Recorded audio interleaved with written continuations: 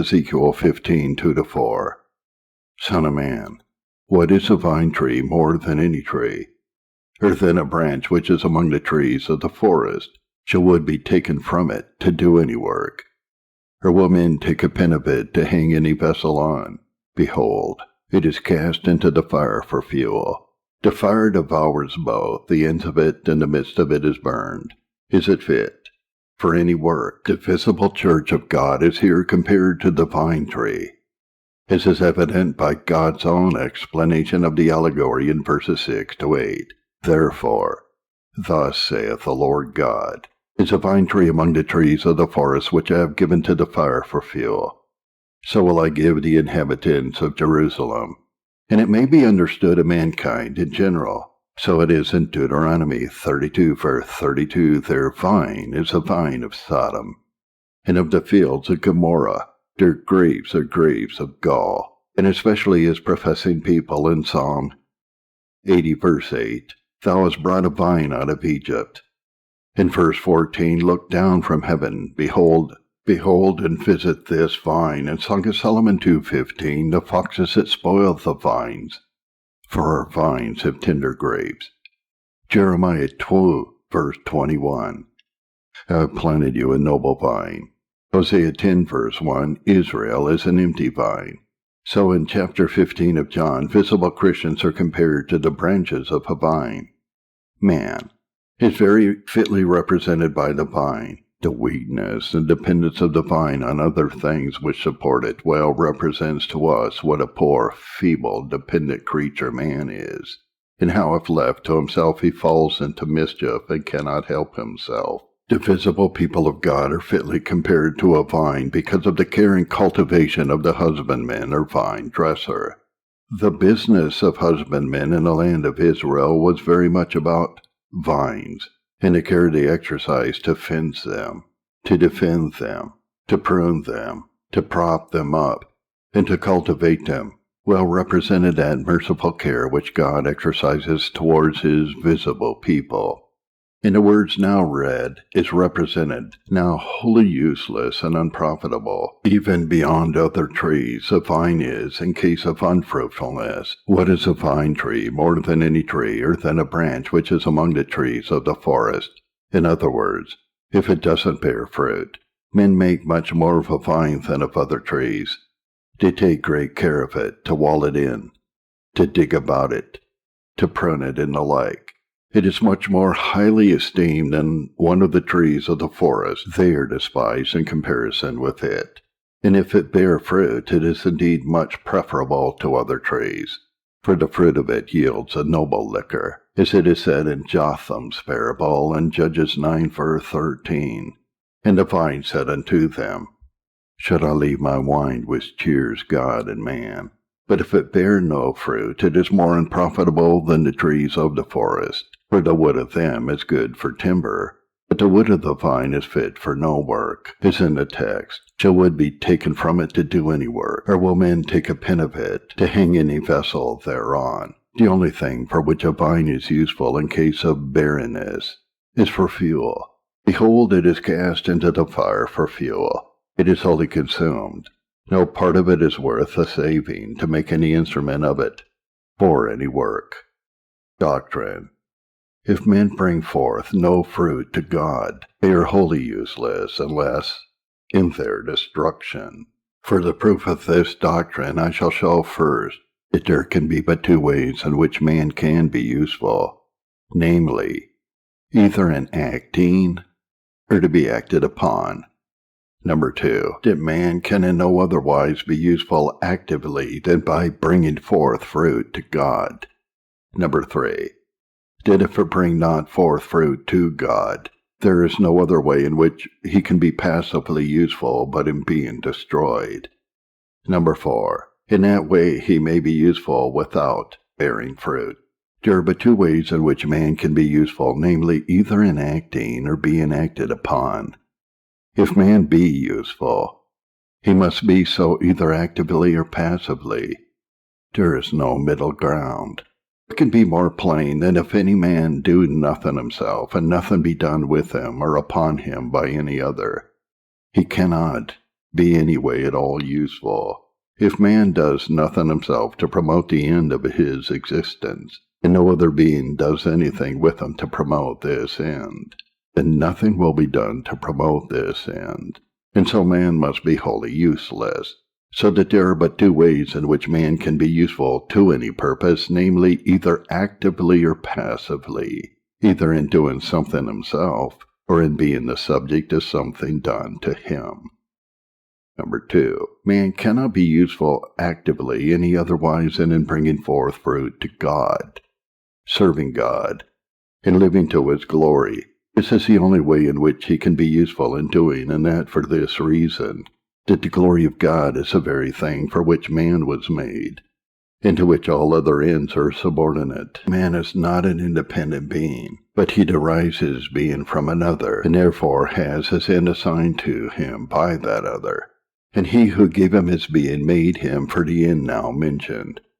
This was the very design and aim of the author of man. This was the work for which he made him, namely, to serve and glorify his Maker. Other creatures, did or inferior, were made for inferior purposes, but man is the highest and nearest to God of any of this lower world, and therefore his business is with God. Although other creatures are made for lower ends, there may be observed a kind of gradual ascent in the order of different creatures from the meanest clod of earth to man, who is a rational and immortal soul, a plant, an herb, or tree. His superior natures to a stone or a clod of dirt, because it has a vegetable life, to brute creatures are a degree higher still, for they have a sensitive life. But man, having a rational soul, is the highest of this lower creation, and is next to God. Therefore his business is with God. Things without life, as earth, water, and so on, are subservient to things above them, as the grass, herbs, and trees. These vegetables are subservient to that order of creatures which is next above them, the brute creation, dear food for them. Brute creatures again are made for the use and service of the order above them, dear made for the service of mankind. But man, being the highest of this lower creation, the next step from him is to God. He therefore is made for the service and glory of God. This is the whole work and business of man. It is his highest end, to which all other ends are subordinate. If it had not been for this end, there never would have been any such creature. There would have been no occasion for it. Other inferior ends may be answered as well. Without any such creature as man, there would have been no sort of occasion for making so noble a creature, and in doing him with such faculties, only to enjoy earthly good, to eat, and to drink, and to enjoy sensual things. Brute creatures without reason are capable of these things as well as man. Yea, if no higher end be aimed at than to enjoy sensitive good, reason is rather a hindrance than a help. It doth but render man the more capable of afflicting himself with care, fears of death, and other future evils, and of vexing himself with many anxieties from which brute creatures are wholly free, and therefore can gratify their senses with less molestation. Besides, reason but makes men more capable of molesting and impeding one another in the gratification of their senses. If man has no other end but to seek to gratify his senses, reason is nothing but an impediment.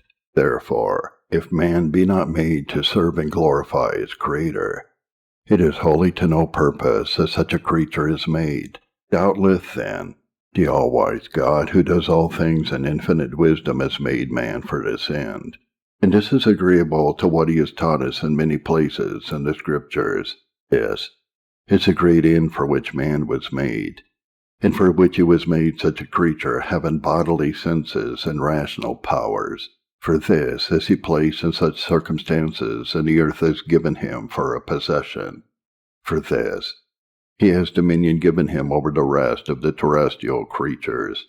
For this reason the sun shines, and the rain falls on him, and the moons and stars are for signs and seasons to him, and the earth yields him her increase. All other ends of man are subordinate to this, There are indeed inferior ends for which man was made. Men were made for one another, for their friends and neighbors, and for the good of the public. But all these inferior ends are designed to be subordinate to the higher end of glorifying God. And therefore a man cannot be actively useful otherwise than by actively bringing forth fruit to God, because this is not actively useful which does not actively answer its end. That which does not answer its end is in vain. For that is the meaning of the proposition that anything is in vain. So that which does not actively answer its end is as to its own activity in vain. That as to its own activity is altogether useless, which actively answers only subordinate ends, without answering the ultimate end, because the latter is the end of subordinate ones. Subordinate ends are to no purpose only as they stand related to the highest end. Therefore, these inferior ends are good for nothing, though they may be obtained, unless they also obtain their end. Inferior ends are not aimed at for their own sake, but only for the sake of that which is ultimate. Therefore, he that fails of this is as much to no purpose as if he did not obtain a subordinate end. If men do not bring forth fruit to God, then, there is no other way in which they can be useful passively, but in being destroyed. They are fit for nothing else. They are not fit to be allowed to continue always in this world. It is not fit that this world should be the constant abode of those who bring forth no fruit to God.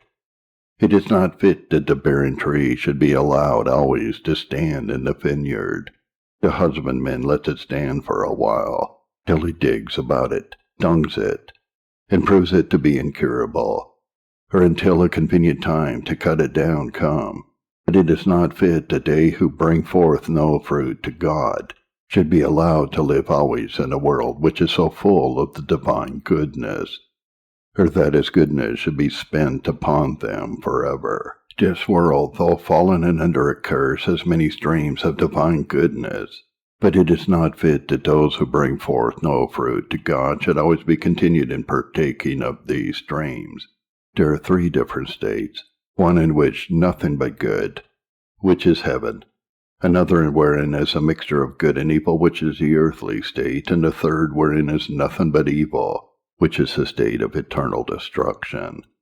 Now, they that bring forth no fruit to God are not fit for either of the former. It isn't fit that an unprofitable, unfruitful creature who will not glorify his Creator should always live here to consume the fruits of divine bounty, to have the good things of this life spent upon him in vain, while a man lives here. The other creatures are subjected to him. The brute creatures serve him with their labor and with their lives. The sun, moon, and stars, the clouds, field, and trees all serve him. But why should God always keep his creatures in subjection to that man who will not be subject to him? Why should the creation be always kept in such bondage as to be subject to wicked men? The creatures indeed are made subject to vanity. God has subjected them to wicked men and given them for their use. This, however, he would not have done, but as it is only for a little while, and the creatures can bear it through the hope of approaching deliverance. Otherwise it would have been intolerable. Romans 8, verse 20. For the creature was made subject to vanity, not willingly, but by reason of him who has subjected the same in hope. The creature, as it were, groans, by reason of this subjection to wicked men, although it be but for a while, verse 22. For we know that the whole creation groans and travails in pain together until now. Therefore surely it would be no way fit that wicked men who do no good and bring forth no fruit to God should live here always, to have the various creatures subservient to them as they are now. The earth can scarcely bear wicked men during that short time for which they stay here. It is no way fit, therefore, that it should be forced to bear them always. Men who bring forth no fruit to God are cumberers of the ground. Luke 13:7. And it is not fit that they should be allowed to cumber the ground always, God cannot be glorified in this way of disposing of unfruitful persons. If such men should be allowed to live always in such a state as this, it would be so far from being to the glory of God, that it would be to disparagement of his wisdom to continue them in a state so unsuitable for them.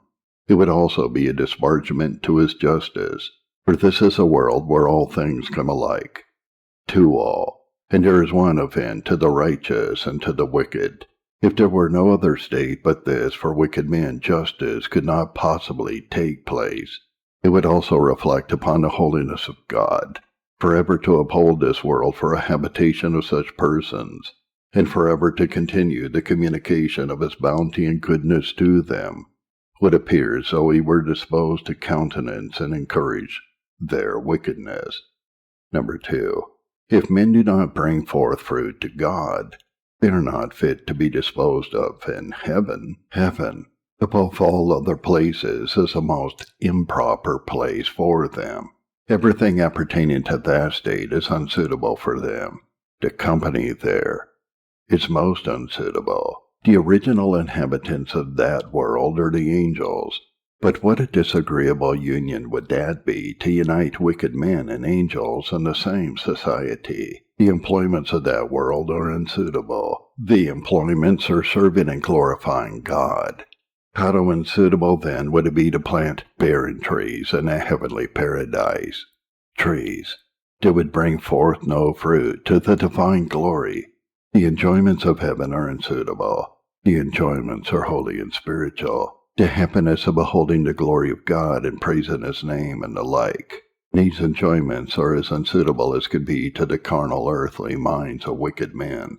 They would be no enjoyments to them, but on the contrary would be most disagreeable in what they cannot relish, but entirely nauseate. The design of heaven is unsuitable to them. The design of God in making heaven was that it might be a place of a holy habitation, for the reward of the righteous, and not a habitation for the wicked. It would greatly reflect on the wisdom of God to dispose of wicked men there, for it would be the greatest confusion. But God is not the author of confusion. It would be contrary to the holiness of God to take wicked men so near to himself, into his glorious presence, to dwell forever in a part of that creation which is, as it were, his own palace, and to sit at his table. We read in Psalm 5:4, "You are not a God that has pleasure in wickedness, neither shall evil dwell with you." Therefore it would be impossible that the end of the existence of wicked men should be answered by placing them in heaven. Number 4. Men may yet, in suffering destruction, be useful. Although they are not useful by anything they do, yet they may be useful in what they may suffer, just as a barren tree which is no way useful standing in a vineyard may be good for fuel. God can find use for the most wicked of men. He has his use for vessels of wrath, as well as vessels of mercy, 2 Timothy 2 verse 20. In a great house there are not only vessels of gold and of silver, but also of wood and of earth, and some to honor, and some to dishonor. Proverbs 16 verse 4. The Lord has made all things for himself, yea, even the wicked for the day of evil. I shall briefly take notice of some ends which God accomplishes by it. 1. Unfruitful persons are of use in their destruction for the glory of God's justice. The vindictive justice of God is a glorious attribute, as well as his mercy, and the glory of this attribute appears in the everlasting destruction and ruin of the barren and unfruitful. The glory of divine justice and the perdition of ungodly men appears wonderful and glorious in the eyes of the saints and angels in heaven. Hence we have an account that they sing praises to God and extol his justice at the sight of the awful judgments which he inflicts on wicked men. Revelation 16, 5 and 6. You are righteous, O Lord, which art and was and shall be, because you have judged thus. For they have shed the blood of saints and prophets, and you have given them blood to drink, for they are worthy. In Revelation 19, verses 1 and 2. And after these things I heard a great voice saying, Alleluia, salvation and glory and honor and power to the Lord our God. For true and righteous are his judgments, for he has judged a great whore, which corrupted the earth with her fornication, and has avenged the blood of his servants at her hand. Number 2. Unfruitful persons and their destruction are of use for God to glorify his majesty upon them. The awful majesty of God remarkably appears in those dreadful and amazing punishments which he inflicts on those who rise up against him. A sense of the majesty of an earthly prince is supported very much by a sense of its being a dreadful thing to affront him. God glorifies his own majesty in the destruction of wicked men, and herein he appears infinitely great, and that it appears to be an infinitely dreadful thing to offend him. How awful does the majesty of God appear in the dreadfulness of his anger! This we may learn to be one end of the damnation of the wicked, from Romans 9:22. What if God, willing to show his wrath, and to make his power known, endured with much long-suffering the vessels of wrath, fitted to destruction? This is a part of his majesty and glory. God tells Pharaoh that for this cause he raised him up, that he might show his power in him, and that his name might be declared throughout all the earth. In his destruction, Exodus 9 verse 15 and 16, and again in chapter 14:17, I will get me honor upon Pharaoh, and upon all of his host, and upon his chariots, and upon his horsemen. Number 3. The destruction of the unfruitful is of use to give the saints a greater sense of their happiness, and of God's grace to them. The wicked will be destroyed and tormented in the view of the saints, and other inhabitants of heaven. This we are taught in Revelation 14:10. The same shall drink of the wine of the wrath of God, which is poured out without mixture into the cup of his indignation, and he shall be tormented with fire and brimstone, in the presence of his holy angels, and in the presence of the Lamb. And in Isaiah 66:24, and they shall go forth and look upon the carcasses of the men that have transgressed against me. For their worm shall not die, neither shall their fire be quenched, and they shall be an abhorring unto all flesh. When the saints in heaven shall look upon the damned in hell, it will serve to give them a greater sense of their own happiness. When they shall see how dreadful the anger of God is, it will make them the more prize his love. They will rejoice the more that they are not the objects of God's anger, but of his favor, that they are not the subjects of his dreadful wrath, but are treated as his children to dwell in the everlasting embraces of his love. The misery of the damned will give them a greater sense of the distinguishing grace and love of God to them, that he should from all eternity set his love on them, and make so great a difference between them and others who are of the same species, and have deserved no worse of God than they. What a great sense will this give them of the wonderful grace of God to them, and how will it heighten their praises? With how much greater admiration and exaltation of soul will they sing of the free and sovereign grace of God to them, when they shall look upon the damned, and see their misery.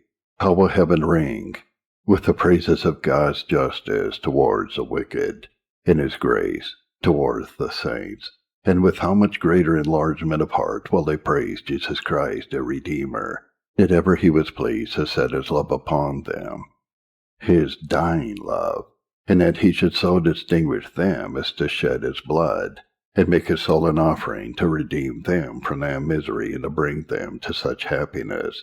With what love and ecstasy will they sing that song in Revelation 5:9 and 10. Thou art worthy, for thou wast slain, and hast redeemed us to God by your blood, out of every tongue and kindred and people and nation. And you have made us to God kings and priests. One end which the apostle mentions why God appointed vessels of wrath is the more to make known the wonderfulness of his mercy towards the saints. And in Romans 9:22 and 23 are two ends mentioned. What if God, willing to show his wrath, and to make his power known, endured with much long-suffering the vessels of wrath, fitted to destruction, That is one end.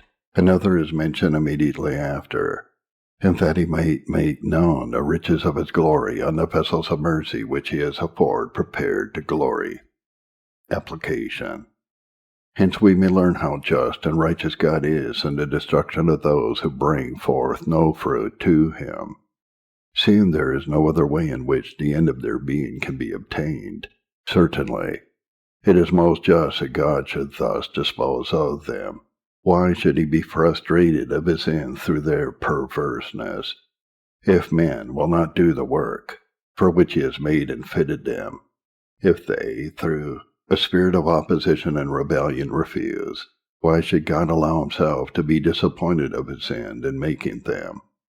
It does not become his infinite greatness and majesty to allow himself to be frustrated by the wickedness and perverseness of sinful worms of the dust. If God should allow this, it would seem to argue either a lack of wisdom to fix upon a good end, or a lack of power to accomplish it. God made all men that they might be useful, and if they will not be useful in their conduct and actions, but just as if that God should make them useful in their sufferings, he made all men for his own glory. And if they, contrary to the revealed will of God, refuse to glorify him actively and willingly, how just is it that God should glorify himself upon them?